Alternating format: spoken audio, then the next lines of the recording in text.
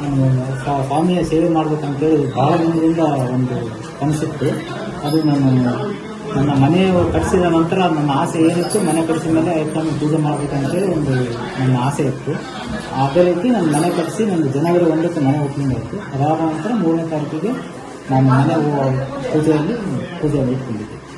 ಅಯ್ಯಪ್ಪ ಸ್ವಾಮಿ ಸೇವೆ ಮಾಡಬೇಕಂತ ಭಾಳಷ್ಟು ದಿನಗಳನ್ನು ಮನಸ್ಸಲ್ಲಿ ಅಂದ್ಕೊಂಡಿದ್ದೆ. ಅದು ಆಸೆ ಯಾವಾಗ ಈಡೇರಿಸ್ತಾನೋ ಸ್ವಾಮಿ ಅಂತೇಳಿ ನಾನು ಭಾಳ ದಿನಗಳಿಂದ ಆತರದಿಂದ ಕಾಯ್ತಾ ಇದ್ದೆ.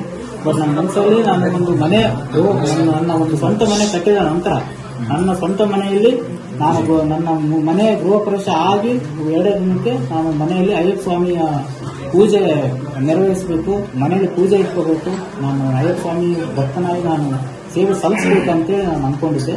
ಅದು ಇವಾಗ ನನ್ನ ಆಸೆ ಸ್ವಾಮಿ ಈಡೇರಿಸಿದ್ದಾನೆ.